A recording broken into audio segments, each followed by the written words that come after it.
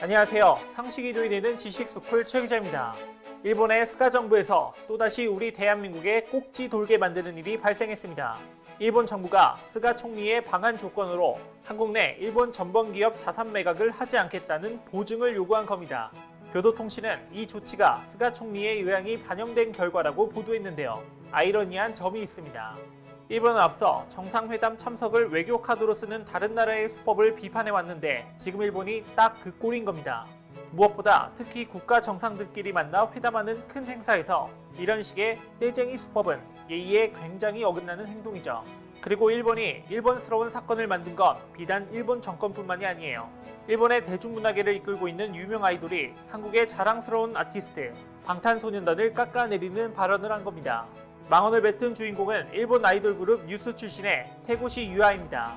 그는 자신의 포토 에세이에서 방탄소년단과 트와이스의 인기 비결에 대해 언급했습니다. 그는 한국은 국책으로 문화예술 활동을 뒷받침하고 무서운 기세로 세계 진출을 시도했다고 주장했죠. 또 만약 뉴스나 자니스 소속 아이돌들이 방탄소년단처럼 영어를 열심히 공부하고 트와이스처럼 다국적 멤버 구성으로 세계 진출을 시도했다면 지금쯤 자신들이 아시아 넘버원이 됐을 것이라고 설명했는데요.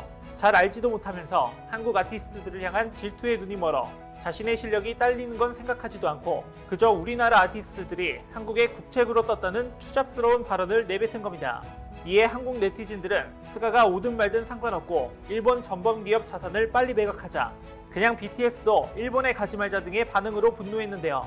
한국 네티즌들의 반응에 일본에선 생각지도 못한 반응이 일어나 일본 언론마저도 충격에 빠졌다고 하는데요. 반면 이런 일본의 모습을 보며 국내 네티즌들은 배를 잡고 웃었다는데 대체 일본 열도에서 무슨 반응이 나온 걸까요? 영상 시작 전 좋아요와 구독 부탁드립니다. 한일 관계가 아무리 차가워져도 한류 팬, 특히 아미들은 개의치 않고 일본 열도를 뜨겁게 만들고 있죠. 한국 네티즌들이 K-팝 아티스트들이 일본에 가지 말라고 하면 오히려 일본 한류 팬들이 우리는 여전히 K-팝을 사랑한다, 제발 일본에 많이 와달라며 반응을 보여 일본이 충격에 빠졌습니다. 심지어 이번 언택트 시대에 맞춰 방탄소년단 팝업 스토어가 온 오프라인으로 동시 운영했는데요. 한국과 일본, 멕시코에서만 운영했던 지난 팝업 스토어와는 달리 이번엔 총 5개의 번역으로 확정했죠.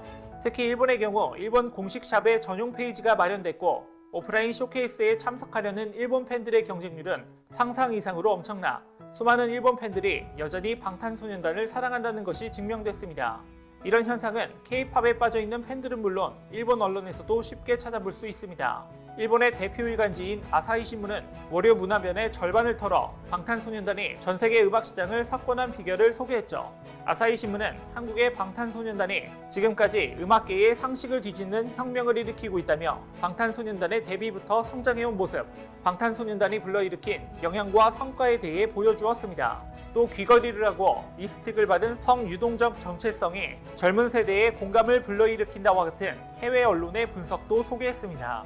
마이니치 신문도 한류 인기 비결 기획 기사에서 한국은 드라마부터 BTS, 트와이스 등 K-팝까지 양질의 콘텐츠를 만드는 토양이 형성됐다, 한국의 엔터테인먼트 업계가 일본을 앞지른 감이 있다고 전하며 일본의 대중문화계는 이미 한국에게 뒤처지고 있다고 평가할 정도로 한류는 일본 열도를 휩쓸고 있습니다.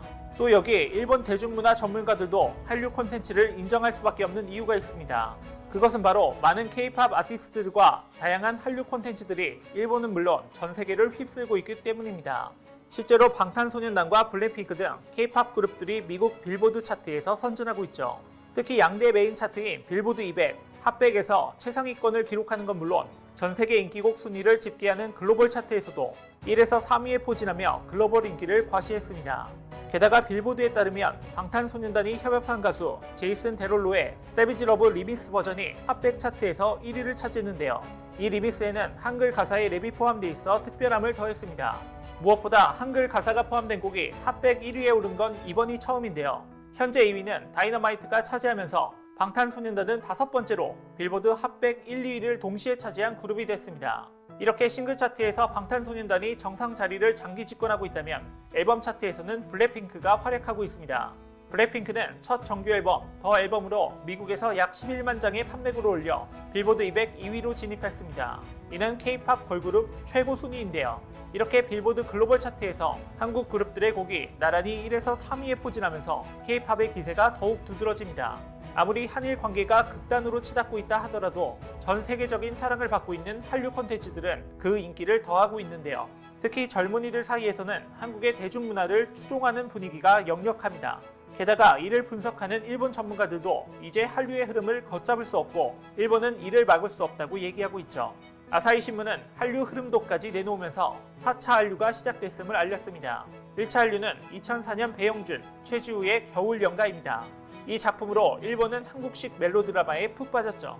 2차 한류는 2011년 동방신기, 카라, 소녀시대 등 한국의 아이돌 그룹이 일본 현지에서 폭발적인 인기를 끌던 시절입니다.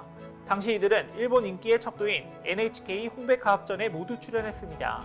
3차 한류는 사나, 모모, 미나 등 일본 멤버들이 포함된 트와이스가 일본에서 성공을 거둔 일이고 4차 한류는 드라마 사랑의 불식착, 이태원 클라스와 방탄소년단을 이끌고 있는 최근입니다.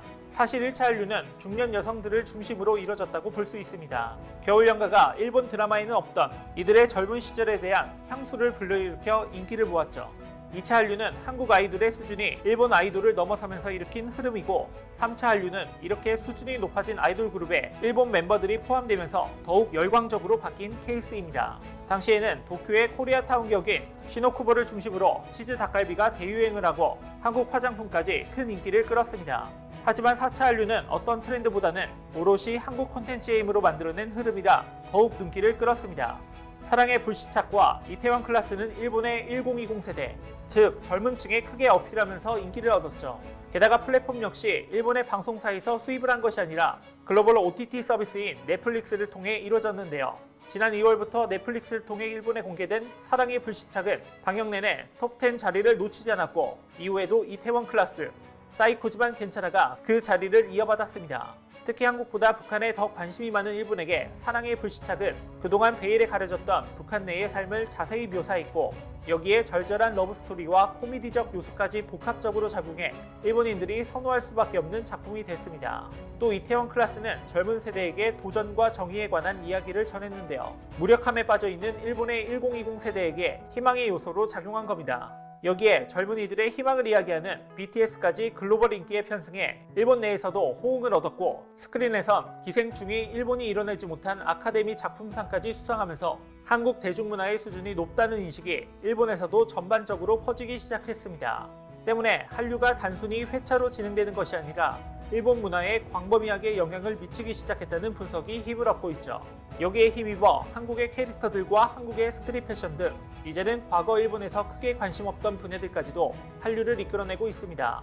카카오 프렌즈는 글로벌 1호점을 일본 도쿄에 오픈했는데 오픈 당시 비가 많이 내렸음에도 개장 시간 전부터 약 2,000명의 고객이 몰리는 등 큰 인기를 끌었습니다. 특히나 일본의 경우 매장을 방문하는 고객이 약 90% 이상이 10-20대 여성인데 이를 온라인 판매와 사전 현지 조사 등을 통해 일본 여성들에게 가장 많은 인기를 얻고 있는 어피치 매장으로 차별화한 점이 주요 성공 포인트로 작용했습니다. 한국의 스트릿 패션도 유행에 민감한 일본 1020 세대 사이에서 인기몰이를 하고 있습니다.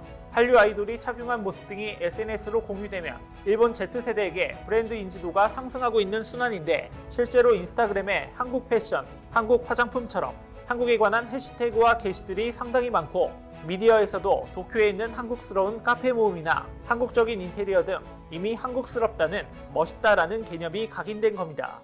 게다가 SNS와 함께 일본보다 앞서가는 OTT 서비스의 영향도 지속적으로 커지고 있기 때문에 현재 일본의 1020 세대 이후에도 한류의 영향은 쭉 일본을 압도할 것으로 많은 전문가들은 예상하고 있습니다. 이처럼 한국의 문화 콘텐츠들이 계속 일본에 큰 영향을 주게 된다면 어느 순간에는 스가와 같은 극우 세력들도 결국 고개를 숙이고 한국을 존경하게 될 텐데요. 그리고 우리는 여기서 그치지 않고 우리의 한류 콘텐츠, 소프트 파워를 더욱 발전시켜 전 세계에 선한 영향력을 주는 문화 선도국가로서 우리의 국격을 점점 높여갈 겁니다. 이와 관련된 여러분들의 다양한 의견 댓글로 남겨주시면 감사하겠습니다. 혹시 주식하시나요? 문화 콘텐츠 관련 급등 종목이 알고 싶으시다면 오른쪽 버튼을 클릭해주세요. 이상스쿨 주식을 모르면 이상스쿨 주식 모르니 이상스쿨